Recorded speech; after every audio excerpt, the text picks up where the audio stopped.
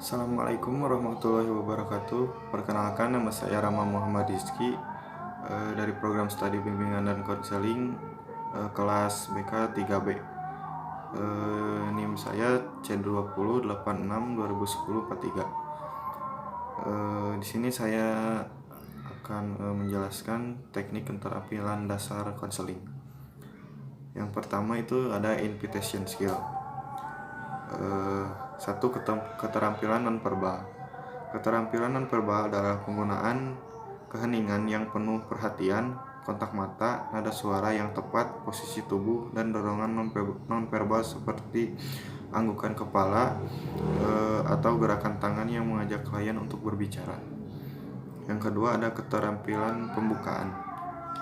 Keterampilan membuka adalah dorongan verbal. Mereka meminta klien untuk mengeksplorasi sedikit lebih dalam tetapi tidak terlalu invasif. Mereka juga meyakini klien bahwa Anda mengikuti cerita. Yang ketiga ada mendengarkan cerita klien. Kebanyakan orang tidak mengharapkan orang lain untuk mendengarkan.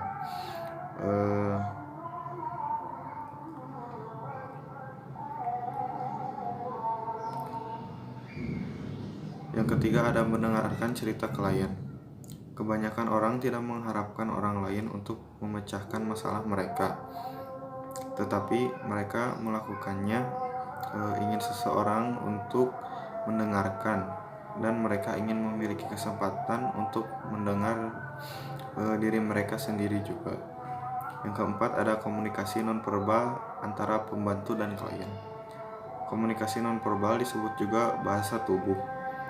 Kami biasanya berbicara tentang tujuan cara nonverbal kita berbicara kepada orang lain tanpa kata-kata, kontak mata, posisi tubuh, keheningan, nada suara, ekspresi wajah, dan gerak tubuh, jarak fisik, dan sentuhan.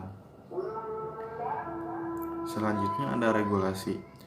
Terkadang kita dituntut untuk berinteraksi dengan orang lain tanpa harus bertindak, mengakses semua isyarat nonverbal yang dikirimkan orang tersebut. Keintiman, di mana emosi yang kuat diekspresikan. Nonverbal bahkan lebih signifikan. Bagus, misalnya kita mungkin lebih suka email dari anggota keluarga jika kita hanya bertukar informasi, tetapi kita ingin mendengar suara mereka untuk merasa dekat dengan mereka. Kita panggilan atau Skype untuk mendapatkan akses ke nonverbal mereka. Persuasi, kesediaan Anda meluangkan waktu untuk memberikan suasana nonverbal yang paling mengundang pada akhirnya akan mempengaruhi persepsi klien Anda tentang Anda dan kesediaannya untuk terbuka.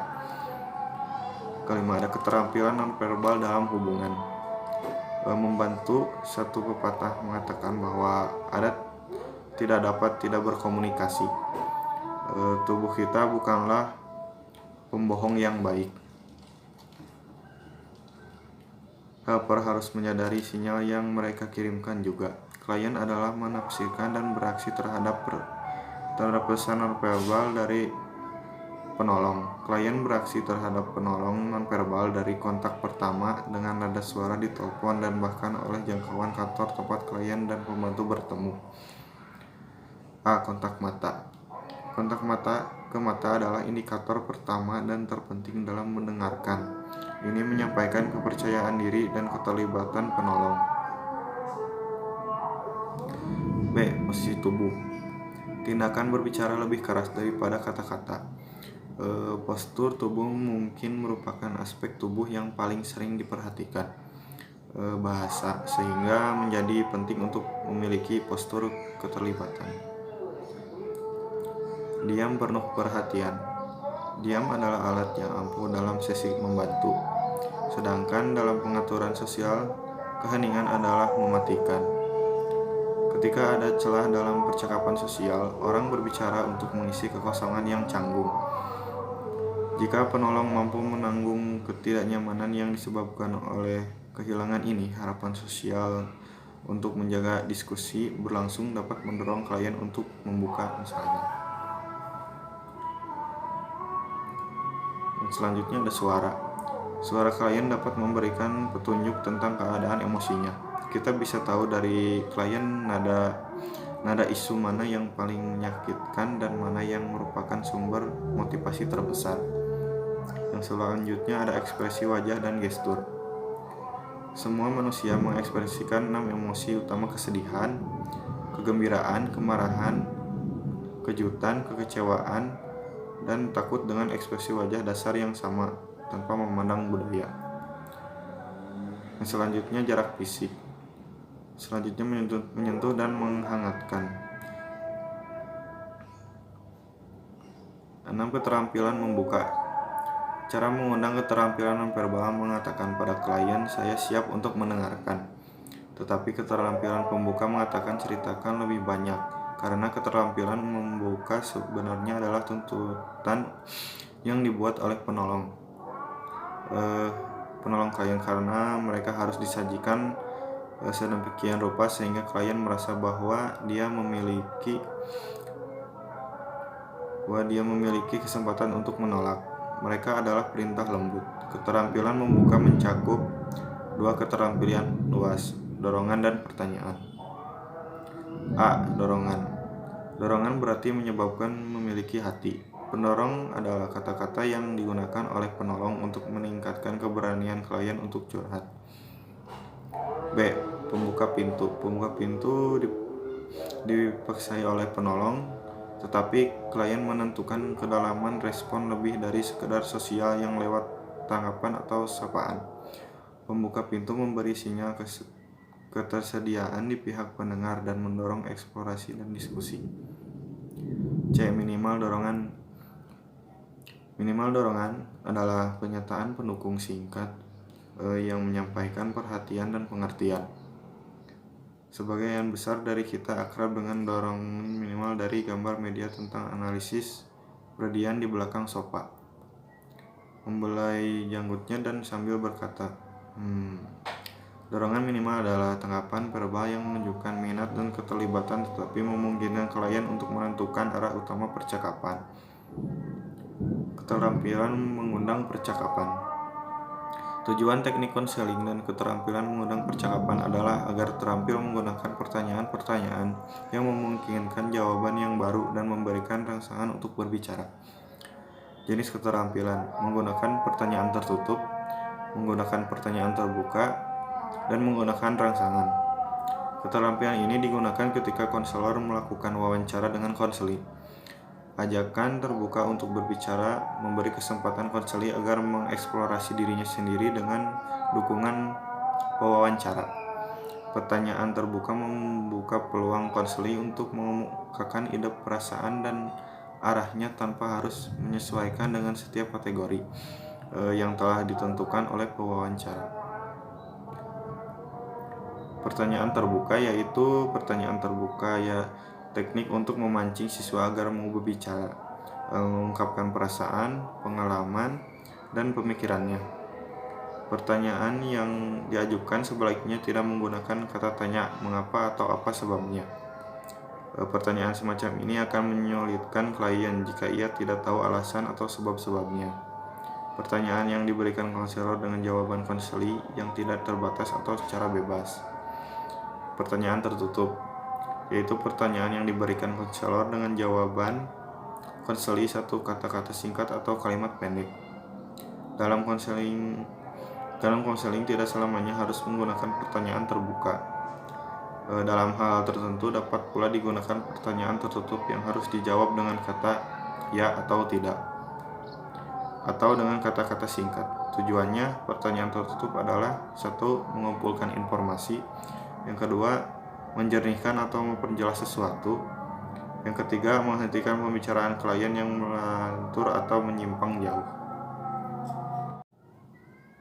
Reflection of feeling adalah teknik yang digunakan konselor untuk menyatakan kembali pernyataan klien dan kata-kata yang ada di balik atau di belakang pernyataan klien.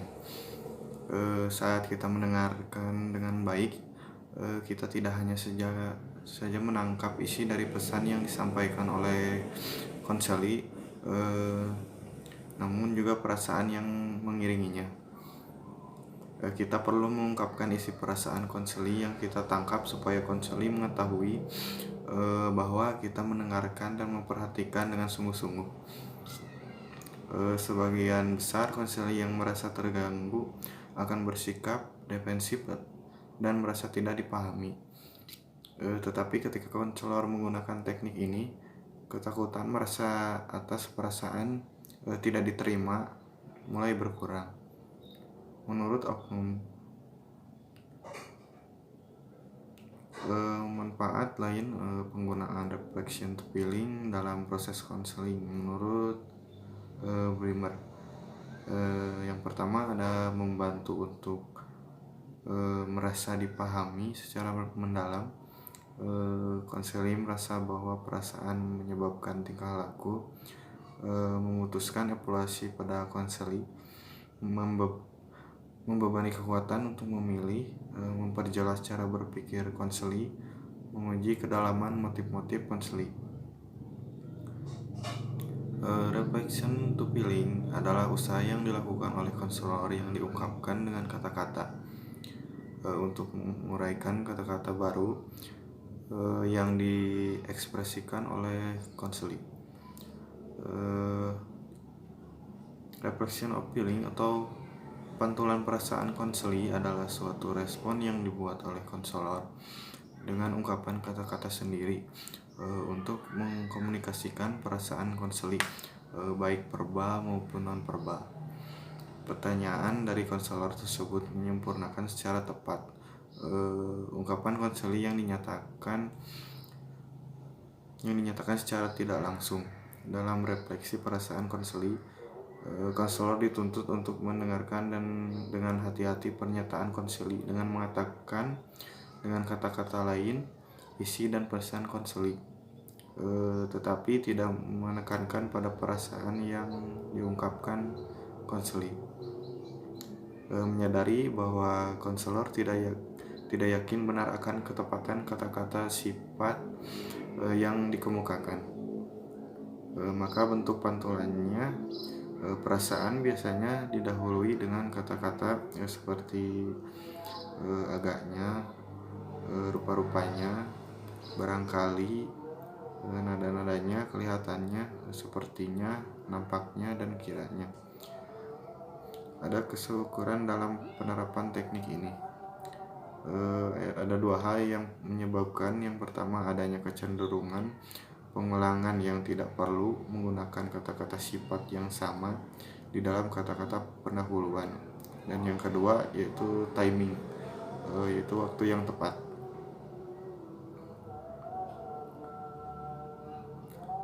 Hal-hal yang diperlukan dalam reflection to feeling.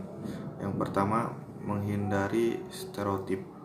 Yang kedua, memilih waktu yang tepat untuk merespon pernyataan konseli.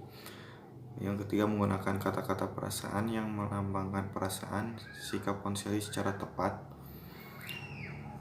Yang keempat, menyesuaikan dengan bahasa yang digunakan dengan kondisi konseli.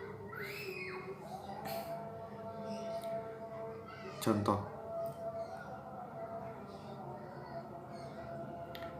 saya juga belum tahu mau bekerja apa dan di mana.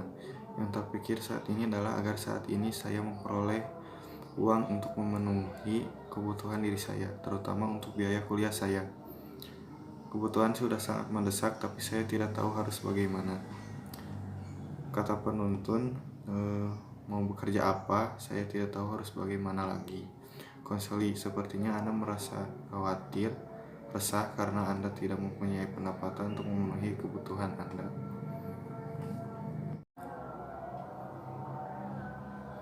Yang kedua, ada keterampilan refleksi atau paraphrasing skill. 1. Menentukan konten dan pikiran, merefleksikan perasaan dan makna refleksi. Komunikasi merupakan landasan bagi berlangsungnya atau konseling.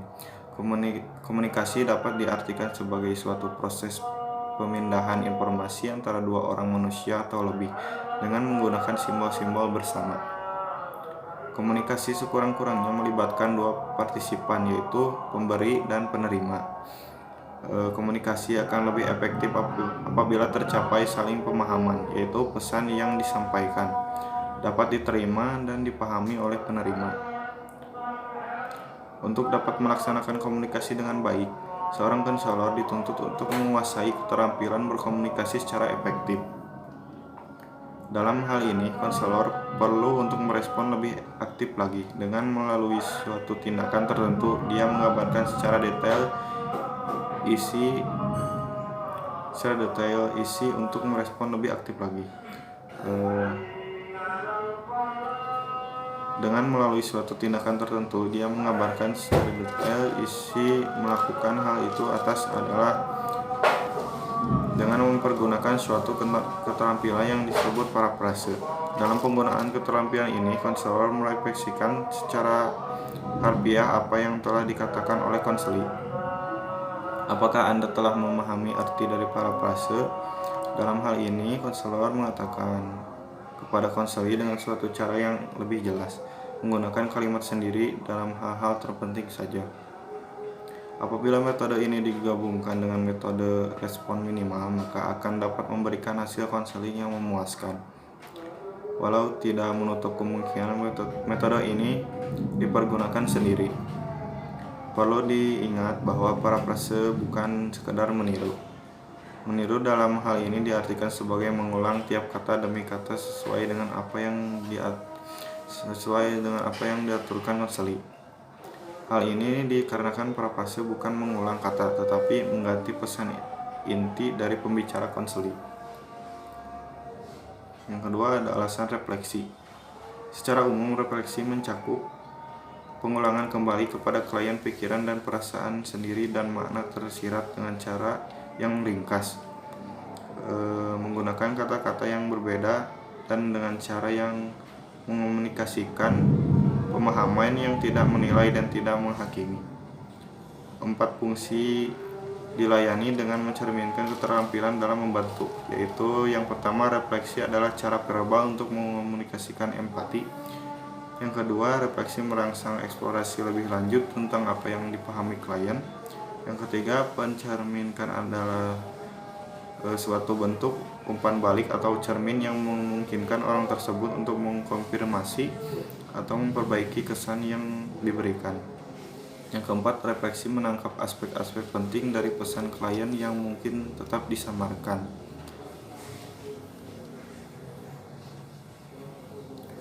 Keterampilan parafrase. Parafrase adalah keterampilan refleksi yang melayani kedua tujuan. Parafrase bukanlah pengulangan kata demi kata. Parafrase adalah versi suling dari isi pesan klien yang menyatakan kembali fakta dan pemikiran dengan kata-kata yang berbeda dan dengan cara yang tidak menghakimi. Saat klien menceritakan kisahnya, parafrase digunakan sebagai cermin untuk memberitahu klien bahwa Anda mengikuti tetapi tidak menekan klien dengan mengajukan pertanyaan. Itu pendek dan manis, dan karena itu tidak memperlambat klien saat dia mengungkapkan. Ini tidak memihak klien dengan mendukung versi ceritanya, tetapi menunjukkan bahwa ini adalah perspektif klien. Parafrase berarti mencerminkan apa yang klien ketahui sebagai faktual, tetapi fakta-fakta ini adalah fakta yang secara unik dirasakan oleh klien. Fakta dan pikiran serta persepsi klien saling terkait. Untuk mencerminkan mereka secara akurat dan pada saat yang sama tetap tidak menghakimi, penolong harus mengambil sikap netral. Yang selanjutnya ada reflection to meaning. Reflection to meaning adalah konselor memantulkan berkenaan dengan pikiran, perasaan dan sikap yang ada di balik perasaan, pengalaman hidup yang dinyatakan konseli. Dilihat dari perspektif konseli bukan perspektif konselor. Menekankan pada pikiran-pikiran yang mendalam terkait dengan nilai-nilai dan sikap. Konsekuensi yang diharapkan bahwa konseli akan mendiskusikan cerita, isu, dan masalah secara lebih dalam dengan menekankan pada makna, nilai dan pemahaman yang mendalam di balik cerita tersebut. Jika konselor dapat menggunakan pantulan makna, konselor dapat mengharapkan konseli untuk menggali lebih dalam aspek-aspek dari pengalaman hidupnya. Makna dapat dikenali melalui kata-kata dan konstruk yang melukiskan nilai-nilai dan sikap mereka terhadap isu satu orang lain. Jenis reflection to meaning. Eksplisit. Saya cemburu karena dia lebih mementingkan untuk makan siang bersama sekretarisnya daripada dengan saya sebagai istrinya. Implisit. Dia menganggap saya telah merebut pacarnya. Padahal itu tidak. Saya tidak pernah merebut pacarnya itu. Karena makna sering implisit, maka bermanfaat dengan mengajukan pertanyaan untuk membantu konseli mengeksplorasi dan menjelaskan makna. Misalnya, apakah maknanya hal itu bagi Anda? Arti apa yang Anda dapat tangkap dari hal itu? Apakah nilai-nilai yang ada di belakang tindakan Anda? Apakah tujuan Anda melakukan tindakan itu? Makna juga dapat dipantulkan dengan mulai kalimat sebagai berikut. Jadi kalimat Anda bermaksud, nadanya seperti Anda menilai, dapatkah itu berarti bahwa Anda? Contoh, konseli. Dia menganggap saya telah merebut pacarnya, padahal itu tidak. Saya tidak pernah merebut pacarnya itu. Itu berarti maksud Anda membela diri Anda. Itu berarti bahwa Anda tidak salah. Ya baik, Anda bermaksud bahwa Anda bukan penyebab putusnya hubungan mereka. Baik, yang selanjutnya ada teknik summarizing atau ringkasan. Membuat ringkasan ada keterampilan konselor untuk mendapatkan kesimpulan atau ringkasan mengenai apa yang telah dikemukakan oleh konseling. Pada proses konseling, mengungkapkan bahwa summarizing adalah teknik yang dipergunakan konselor untuk menyimpulkan hal-hal yang dikomunikasikan selama sesi bantuan, dan hal-hal tersebut merupakan bagian-bagian yang penting. Summarizing bermanfaat sangat penting bagi konselor dan konseli karena memberi kesempatan berpartisipasi pada keduanya.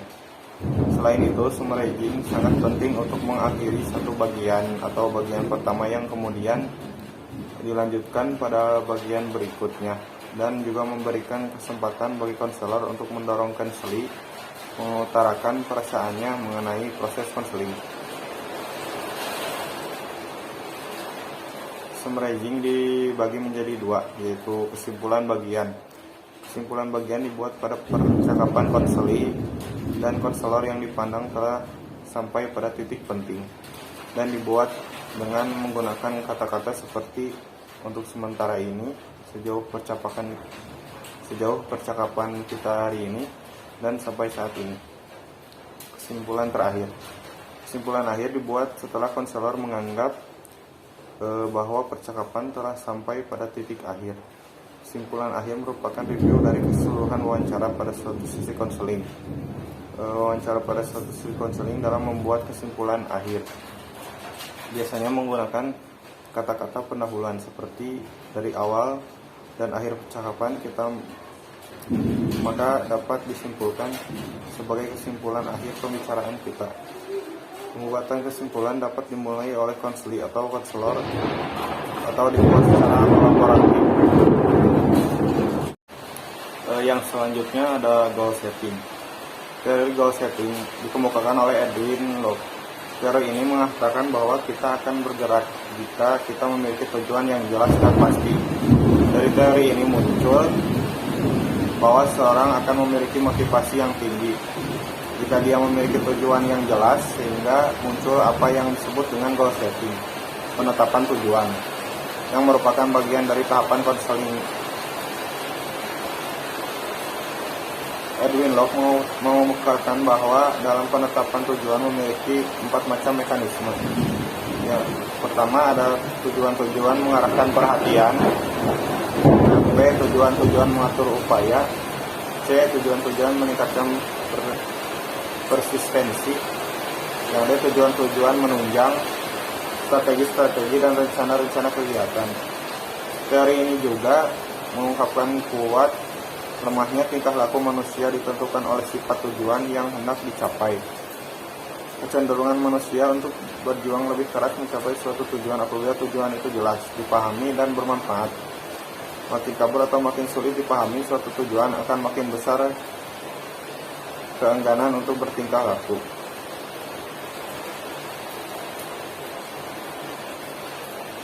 Tahapan dalam goal setting. Indikator dalam tahapan goal setting yaitu yang pertama, mengungkapkan kembali pernyataan konseli tentang tujuan yang ingin dicapai. Yang kedua, mempertegas tujuan yang ingin dicapai. Yang ketiga, memberikan kepercayaan dan meyakinkan konseli bahwa konselor benar-benar ingin membantu konseli mencapai tujuan. Yang keempat, membantu konseli memandang masalahnya dengan memperhatikan hambatan yang dihadapi untuk mencapai tujuan yang ingin dicapai. Yang kelima, merinci tujuan menjadi subtujuan yang berurutan dan operasional. Konseling dilakukan dengan tahapan sebagai berikut.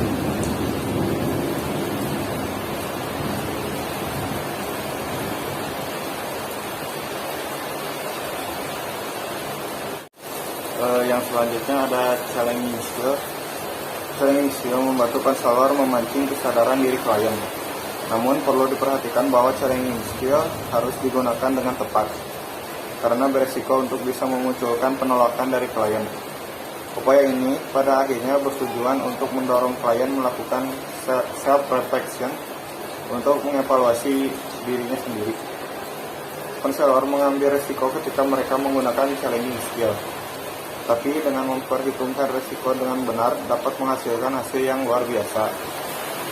Resiko tantangan akan berkurang jika aliansi kerja yang kurang dan tingkat kepercayaan yang tinggi.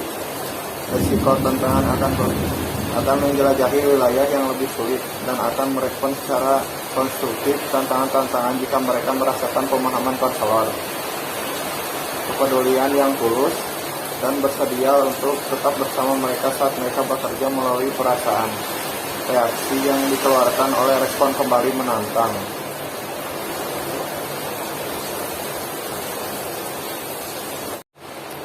Yang selanjutnya,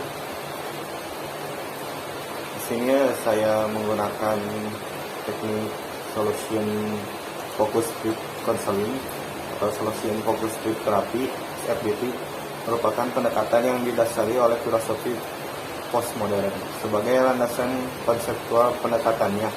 Pendekatan SFGT sering juga disebut sebagai terapi konstruktivisi. Ada pula yang menyebutnya dengan terapi berfokus solution fokus terapi.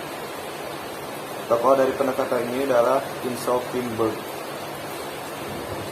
Pendekatan SFGT ini lebih memfokuskan bagaimana masalah klien bisa diatasi. Fokusnya pada solusi masalah dan kurang memperhatikan sejarah masa lalu klien serta tidak peduli dengan bagaimana permasalahan muncul. Dialog yang digunakan antara konselor dan konseli dalam SFGT diarahkan pada bagaimana sebaiknya fokus pada solusi dan mendiskusikan tujuan sebagai representasi dari solusi terhadap masalah yang dialami konseli. Pendekatan SFGT lebih menekankan pada kekuatan, sumber daya, dan ketahanan individu yang berfokus pada solusi konseptual. Konselor SFGT percaya bahwa konseli adalah individu yang memiliki kemampuan untuk menentukan tujuan pribadi, penuh dengan mindfulness dan kemampuan atau sumber daya dalam menyelesaikan masalah mereka. Konselor SFGT memandang manusia sebagai satu-satunya ahli dalam kehidupannya. Semua bentuk keputusan yang terbaik selalu berasal dari konseli itu sendiri, sehingga konselor fokus pada the power of question. Oleh karena itu, dalam SFGT, konselor selalu berusaha agar pernyataan ataupun statement mengajak konseli bertransmisi dari pembahasan masalah dan fokus pada apa yang konseli inginkan dan membangun solusi penyelesaian masalah.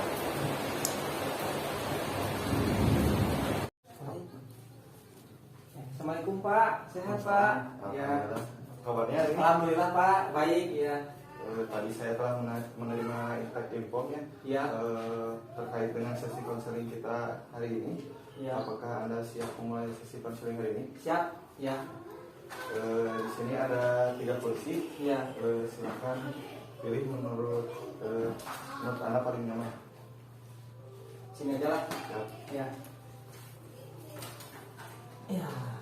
Boleh saya duduk? Boleh kan? Ya, siap. Silakan. Ya. Nah.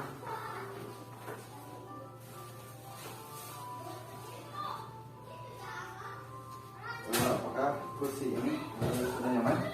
Nyaman sudah Pak? Ya, siap. Baiknya, perkenalkan saya Ramon Muhammad Rizky. Saya dari Universitas Muhammadiyah Tasikmalaya. Ya. Saya berperan sebagai konselor atau guru BK ya jika bertugas di sekolah. Ya. Alhamdulillah ya kita dipertemukan hari ini Ya. dengan keadaan sehat walafiat. Ya. Kelihatannya ada sesuatu yang dipikirkan. Ada Pak. Ya. Jadi gini apa ya? Ketika saya berpresentasi itu di rumah itu sudah ada ya pembekalan. Ketika menyampaikan itu, jadi gimana gampangnya lupa gitu Pak. Jadi itu dimulai itu dari waktu sejak apa ya SMP saya mulai itu deh.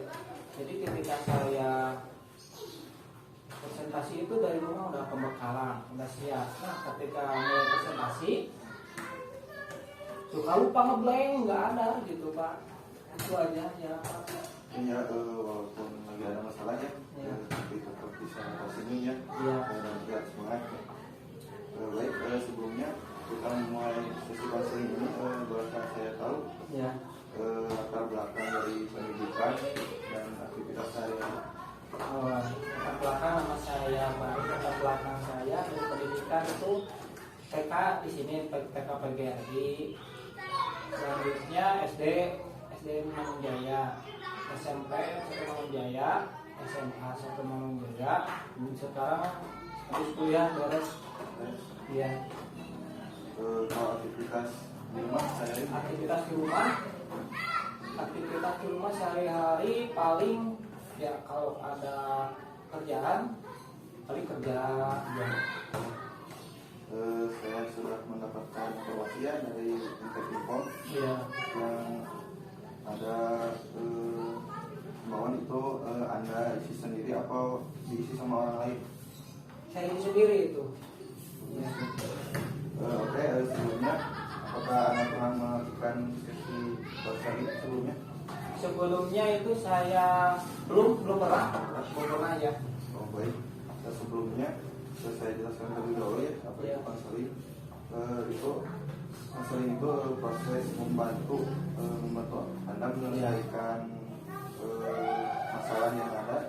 Jadi dalam proses ini saya ingin memfasilitasi Anda untuk mendapatkan solusi. Sehingga harapannya ketika nanti Anda selesai dari sesi konseling ini, Anda bisa mendapatkan solusi. Selanjutnya ada beberapa hal yang perlu kita sepakati ya. Hari ini, jadi apapun yang Anda ceritakan dalam sesi konseling ini, itu bersifat rahasia. Jadi yang tahu itu hanya saya dan seandainya ada orang lain yang baru mengetahui, apakah dari orang tua atau kerabat, siapakah yang boleh mengetahui konseling ini? Paling yang saya mengetahui itu orang tua ya. Selanjutnya terima kasih atas kesempatannya. Sebelum kita memulai sesi konseling ini, adakah hal-hal yang ingin ditanyakan terlebih dahulu? Paling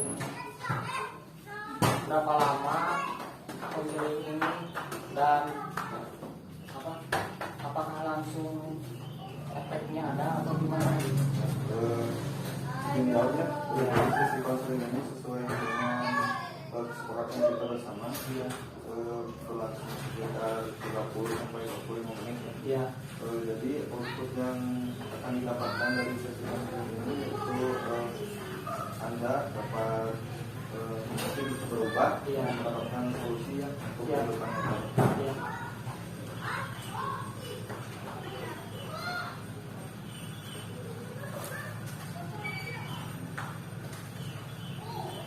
Siap, ya.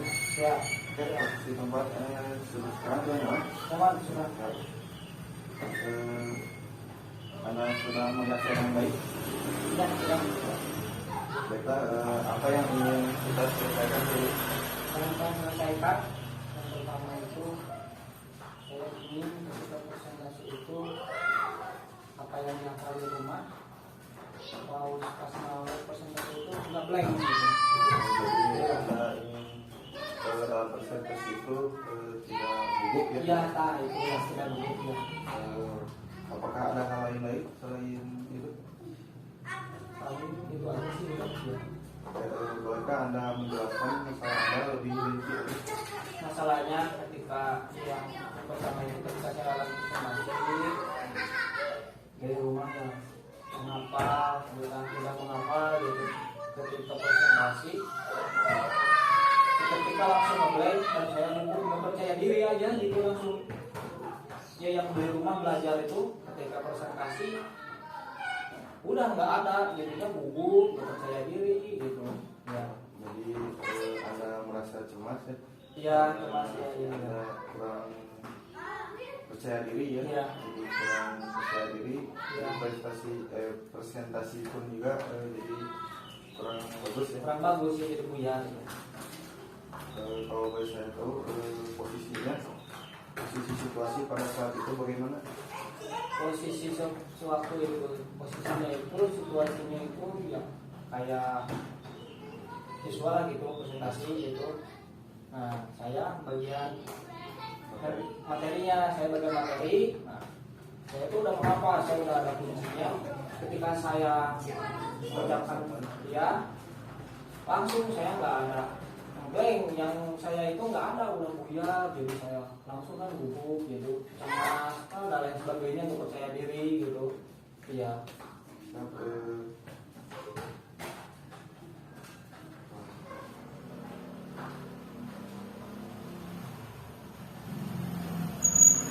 Jadi Anda mengatakan ya Anda percaya diri, Ya. Anda dalam melakukan presentasi, Ya. Anda jadi gugup, Ya. percaya diri. Ya. Adakah hal lain lagi yang mengganggu aktivitas dalam sehari-hari? Paling udah itu aja sih Pak. Ya, udah itu aja ya. Apa yang Anda harapkan dalam sesi konseling ini? Yang saya harapkan itu ya saya harap ketika saya presentasi yang pertama itu saya tidak gugup lagi, yang pertama itu tidak apa istilahnya tidak ya ngeblank ngeblank lagi gitu ya, Jadi lancar ya? jadi lancar gitu, intinya saya pengen seperti itu Pak. Kalau misalkan Anda presentasi dan itu berjalan dengan baik, apa perasaan Anda? Ya, perasaan saya ketika presentasi dengan baik, saya ya gimana ya, bahagia senang aja gitu, kita lancar gitu. Tapi kalau dia puas dengan diri sendiri, tapi ketika kita presentasi terus gugup, dia nggak percaya diri, ngeblank, ya itu menurut saya gagal sih saya ya.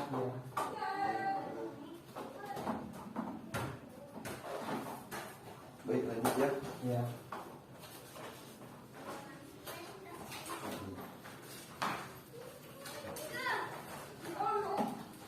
Jadi mau ulang dulu ya, gimana? Ya, Siap. siap Pak. Dari sisi konseling ini apa yang Anda harapkan terjadi pada diri Anda? Ada perubahan apa? Perubahan yang ada gitu sebelumnya gitu. Jadi Anda ingin berubah ya? Iya. Jadi tidak gugup dan Iya. bisa melakukan presentasi dengan baik ya? Iya. Seperti apa percaya diri yang di Ya ketika saya presentasi salah itu ya bisa percaya diri ya gimana Lancar. iya dilancar itu gitu. lagi selain itu? Ya pengen itu saya itu gini, pengen jadi ketika mata pelajaran nggak ngeblank gitu Pak, jadi pengennya cepet padahal gitu. Iya. Dan Anda ingin presentasinya itu berjalan dengan lancar ya? Iya, saya ingin seperti itu Pak ya. Jadi tujuan Anda ingin menjadi lebih percaya diri, Iya. itu mampu menyampaikan presentasi dengan baik, Iya. tanpa ada rasa cemas, Iya. dan mampu mengeluarkan apa yang dalam pikiran Anda itu. Iya. Saya ingin bertanya kepada Anda, dan mungkin pertanyaan ini ada sedikit aneh. Iya. Anda boleh membuat posisi tubuh Anda yang relax, dan tarik nafas yang panjang sampai Anda benar-benar baik. Bayangkan sehabis pulang dari sesi konseling ini, Anda pergi ke rumah dan kemudian Anda tertidur. Dan saat Anda tertidur, terjadi sebuah keajaiban. Masalah yang Anda bicarakan, saya tuntaskan karena keajaiban telah merubahnya. Karena Anda tertidur, Anda tidak tahu apa yang terjadi. Dan saat Anda bangun pada pagi hari, apa yang Anda rasakan pada pagi hari tersebut? Yang saya katakan pada pertanyaan tersebut yaitu ya, ada perubahan gitu Pak. Iya. Jadi percaya diri ya. Dia ada percaya diri lah gitu, ada perubahan. Apa yang Anda lakukan berbeda pada pagi hari itu? Pada pagi hari itu ya ketika saya kebetulan ada materi lagi, yang pertama itu buku saya hilang, saya mulai muncul, cuma saya hilang. Dan ketika presentasi itu ada ngeblank gitu kan. Adakah dorongan dari kedua orang tua atau sahabat? Ada dari orang tua ya. Saya minta doanya kepada orang tua, Pak, Ma, doakan saya gitu. Ya saya ingin menjadi lebih baik lagi. Apa yang pertama kali orang tua kamu lihat pada pagi hari tersebut? Pada pagi hari tersebut ya ketika kan biasanya ketika saya berbicara itu sibuk ya sama orang tua sama teman. Ketika pagi itu saya berbicara kepada orang tua, ya kok kamu ada perubahan dalam berbicara, tidak gugup lagi ya, ketika komunikasi tidak gugup, saya diri aja gitu kata Jadi orang lebih tua. terbuka ya. Ya, Ketika orang tua kamu melihat Anda yang penuh semangat dan tidak segar ya.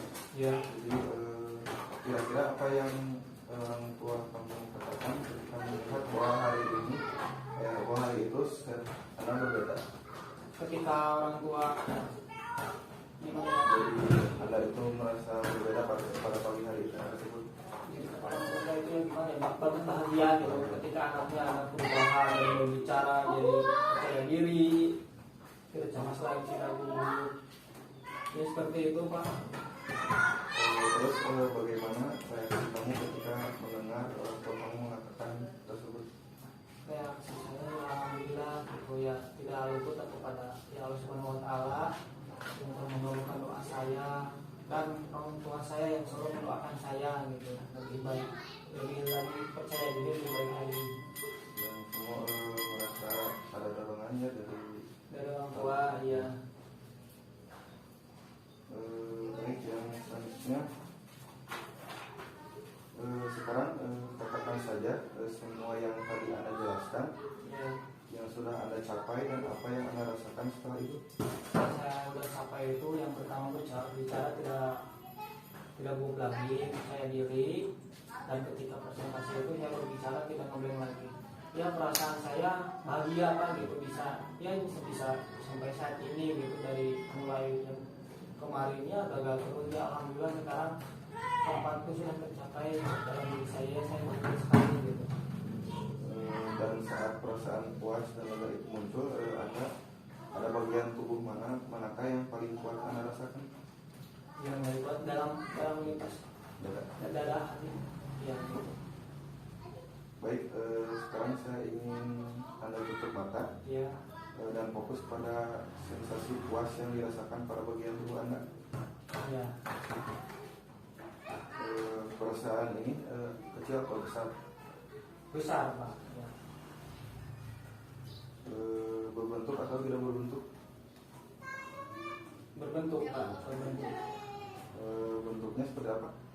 Bentuknya itu seperti apa ya? Seperti apa? Bulat lingkaran itu, terus ada kayak cuma checklist itu dah, checklist itu ya. Berwarna atau tidak berwarna? Tidak berwarna, iya. Baik, sekarang ingin Anda bayangkan kaki Anda masuk ke dalam lingkaran yang tidak berwarna tersebut. Ya. Dan membawa pikiran perasaan Anda ke memori pertama kali munculnya perasaan ini di masa lalu. Ya. Ya mungkin itu di waktu SMA atau SMP. Beritahu saya ketika memori itu muncul. Jadi di saat kamu merasa tidak gugup itu di waktu SMA atau SMP atau SD. Saya tidak gugup, tidak ingin. Oh ini juga gugup dari SD. Ya SD. SMP mulai saya gugup dan SD lah enggak gugup sama sekali ya. Kalau SMP persisnya pada kelas berapa? SMP persisnya pada kelas 2 SMP ya, 2 SMP. Apa yang terjadi di sana? Yang terjadi sama ya saya sama yang saya ngerti seperti itu. Apa yang membuat kamu bisa percaya diri, dan enjoy seperti itu? Kalau yang pertama itu yang percaya diri itu yang saya percaya kepada diri saya bahwa saya bisa meskipun saya nggak percaya diri. Dan saya harus bisa, saya harus enjoy, saya harus santai gitu. Jadi ketika kamu pada masa lalu kamu Ya. pada waktu SMP kamu melaksanakan presentasi dengan sangat baik ya. Ya. Kamu waktu SMP itu sangat percaya diri ya. Ya.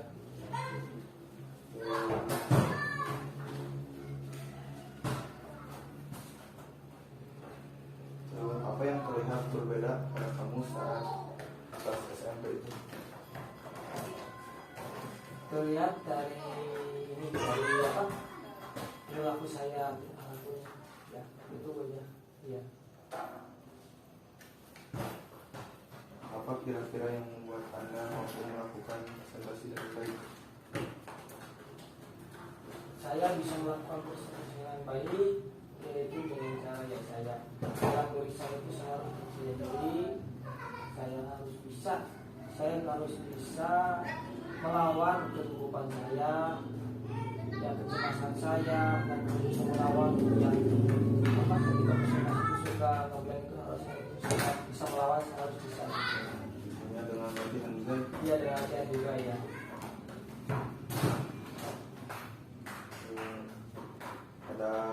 Ada lagi pengalaman lain yang membuat Anda merasa yakin bahwa dalam potensi yang Anda miliki?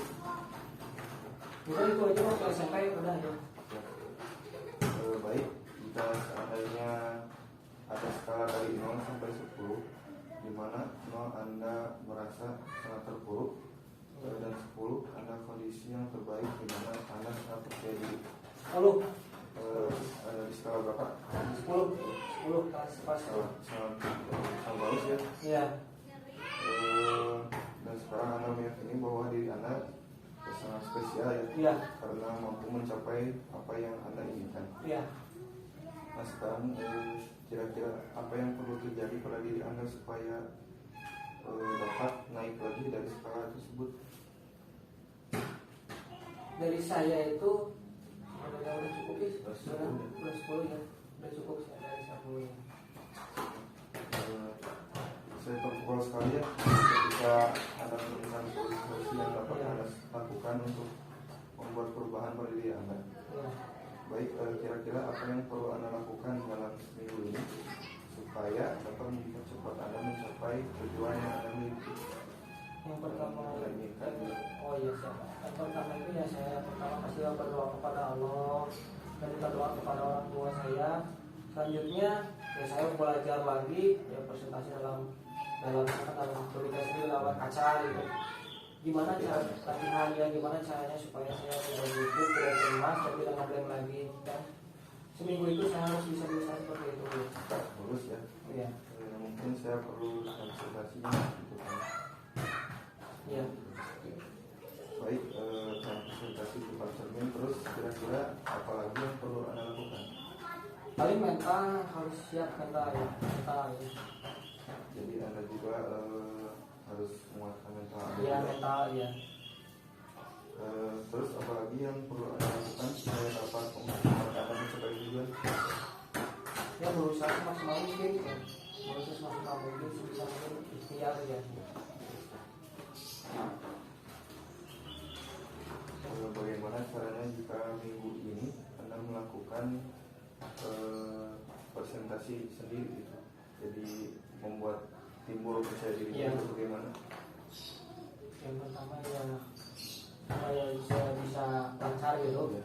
Yang pertama itu ya kuatkan mental, pasti mental itu. Terus kuat, ya terus itu apa, kalau materinya ya harus menguasai lagi lebih baik lagi, dan yang harus bisa percaya diri gitu, dari saya harus bisa, pokoknya harus bisa melawan yang cemas gugup gitu, bisa gitu. Baik, sebelumnya sebelum mengakhiri sesi ini, saya ingin Anda menuliskan pesan yang Anda dapatkan selama sesi konseling ini. Ya. Dan dalam kertas lembar. Sementara Ya. Anda menulis, saya juga menuliskan pesan yang saya dapatkan dalam sesi ini. Ya, ya.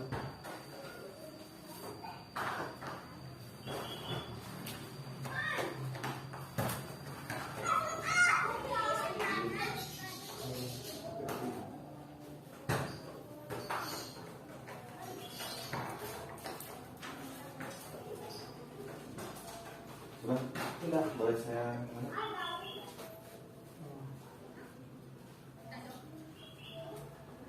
baik ya.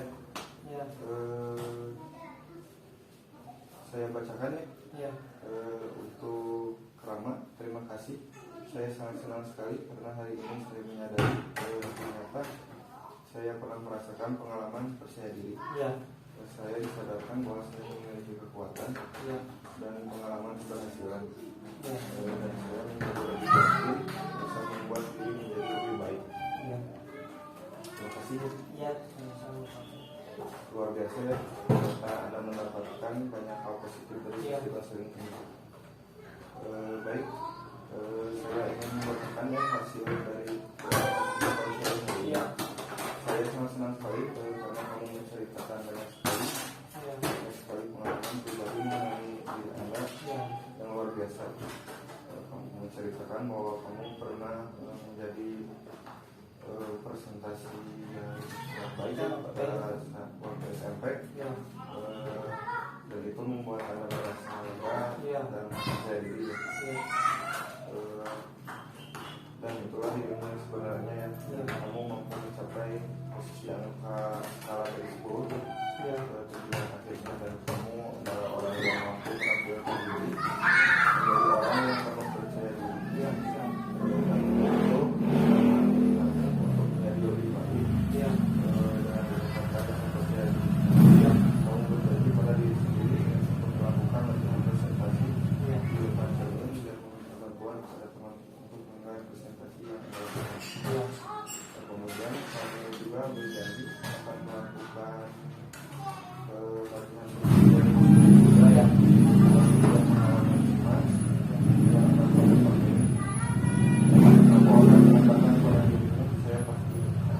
Ya. dan itu akan kamu lakukan dan mampu meningkatkan posisi kamu sekarang. Ya. Ya. Terima kasih. Ya.